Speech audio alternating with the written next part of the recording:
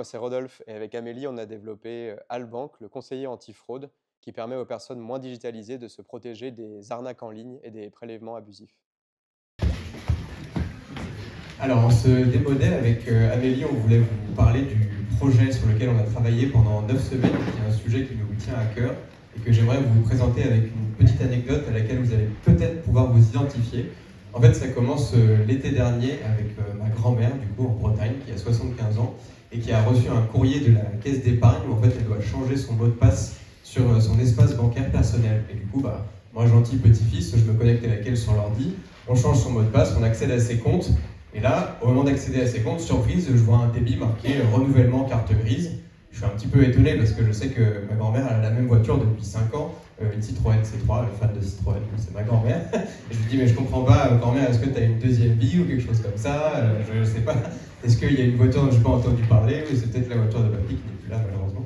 Mais, et en fait, pas du tout. Ce qui s'est passé, c'est qu'on a fouillé dans sa boîte mail ensemble et on s'est rendu compte qu'il y a quelques mois de ça, elle avait reçu un mail renouveler votre carte grise et que, étant évidemment une citoyenne responsable, elle a cliqué, mis ses identifiants et notamment ses identifiants bancaires et que maintenant, tous les mois, elle pouvait changer de carte grise pour la modique somme de 90 euros. Donc on a évidemment alerté son banquier et fait en sorte que le prélèvement soit coupé et qu'elle soit remboursée. Mais bref, pour la petite anecdote, c'est pour ça qu'on a créé ce produit avec Amélie qui s'appelle Albank, l'assistant anti-fraude, dont le but est justement d'aider les personnes qui sont moins digitalisées à anticiper ces problèmes et faire en sorte que, sans leur relevé bancaire, ou même à partir d'une simple capture d'écran ou d'une connexion avec leur téléphone ou une prise de photo, ils peuvent prendre en fait ce relevé, aller sur le site, le glisser tout simplement sur la zone que vous avez vue juste au-dessus. Albank va analyser les dépenses, vérifier qu'il n'y a pas de libellés qui sont susceptibles d'être à risque ou peut-être même identifier des opportunités pour la personne, on va en parler juste après.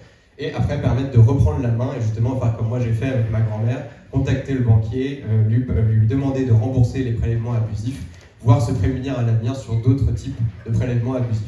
Donc on va vous montrer comment ça marche tout de suite. On a un traitement qui est 100% anonymisé et en France parce qu'on utilise les services premium de Google grâce au crédit du wagon. Donc jusqu'à temps que ça dure, si vous voulez analyser vous-même, vous pouvez le faire. Et on bénéficie des mêmes API professionnels que les banques et les assurances, en tout cas pour un temps. Donc la donnée n'est pas utilisée, elle est supprimée 15 minutes après avoir été analysée et on garde uniquement la donnée agrégée. Et donc là, en parlant de données agrégées, on va pouvoir se rendre compte, une fois qu'on a mis un relevé ou une capture d'écran, on a 4 grands types de dépenses qui sont identifiés, avec le premier qui est celui dont je parlais tout à l'heure, qui est l'alerte fraude, où en fait on s'appuie sur de nombreux sites et blogs où des utilisateurs sont allés recenser les arnaques pour en prévenir d'autres, on garde ces libellés, et on fait attention quand on analyse le relevé de vérifier que ce libellé n'apparaît pas, et sinon on va lever une alerte exactement comme ça, arnaque PDF, là typiquement pour un service de PDF qui à mon avis n'est plus utilisé. Et ensuite, on peut alerter, agir sur cette opportunité. On a une lettre pré-rédigée avec les arguments juridiques qui correspondent pour écrire au banquier et lui demander expressément de rembourser jusqu'à 13 mois après les prélèvements abusifs et de couper la suite des prélèvements. Après, on peut traquer ou envoyer la lettre tout simplement et traquer l'opportunité si jamais j'ai avancé, que mon banquier m'a répondu, et traiter comme ça, une par une, les différentes fraudes auxquelles j'ai pu être confronté sur mon relevé. Ensuite, la deuxième catégorie, c'est la catégorie donc déjà un peu moins grave, mais quand même sympathique, qu'on appelle économie potentielle.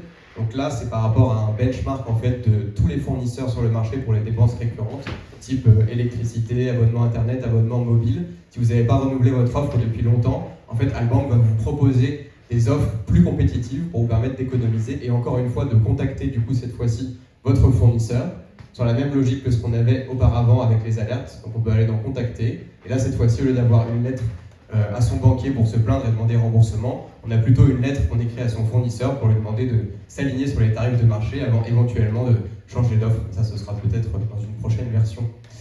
Et enfin, pour les plus assidus sur Albank, au fur et à mesure des mois, quand on upload ses relevés bancaires, ses transactions, on se rend compte que son budget est de plus en plus optimisé et tous les mois, on peut traquer où on en est, son indice de score d'optimisation de son relevé bancaire sur ses dépenses récurrentes.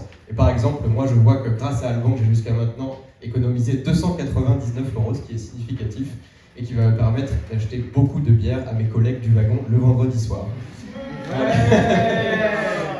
Et la logique, une fois qu'on a analysé ces relevés, c'est en fait de prendre un peu cette petite habitude d'hygiène financière tous les mois, d'apporter son relevé ou une capture d'écran de ses transactions pour vérifier qu'on est bien à jour et de progresser et de fil en aiguille, d'avoir que du vert et de mettre de côté tout ce qui est fraude et opportunités abusives.